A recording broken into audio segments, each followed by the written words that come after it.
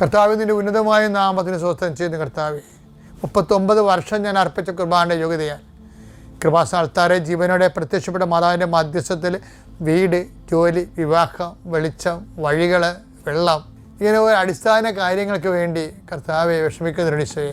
വിവാഹം ഒത്തുവരാത്തവരുണ്ട് ഈശോയെ. ഒത്തുവന്ന വിവാഹം പോയതിൻ്റെ പേരിൽ സങ്കടപ്പെട്ട് നടക്കുന്നവരുണ്ട് ഈശോയെ.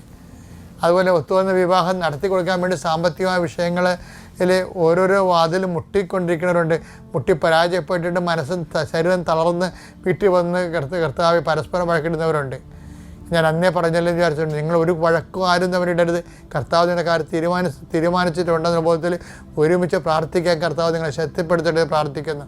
ഈശോ, ഈ കാലങ്ങളിൽ നഷ്ടപ്പെട്ടിരിക്കുന്ന കടലിൽ ജോലി നഷ്ടപ്പെട്ടവരുണ്ട്, കാർഷിക മേഖല തകർന്നവരുണ്ട്, പല മേഖലയിൽ മനുഷ്യനിങ്ങനെ എരിഞ്ഞ് പൊരിഞ്ഞ് ജീവിക്കുന്ന അവസ്ഥയാണ്.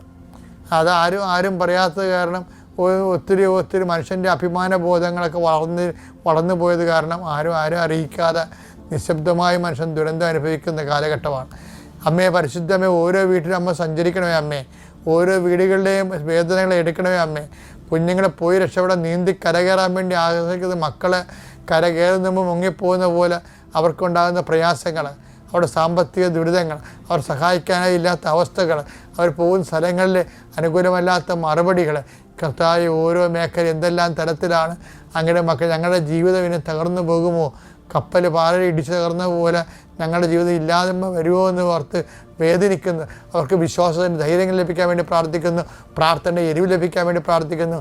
എൻ്റെ കർത്താവിൻ്റെ ഉന്നതമായ നാമത്തിൽ കൃപാസ്ഥാനത്താരെ ജീവനോടെ പ്രത്യക്ഷപ്പെട്ട പരിശുദ്ധയുടെ മാധ്യസ്ഥ നിങ്ങൾ അനുഗ്രഹിക്കപ്പെടട്ടെ.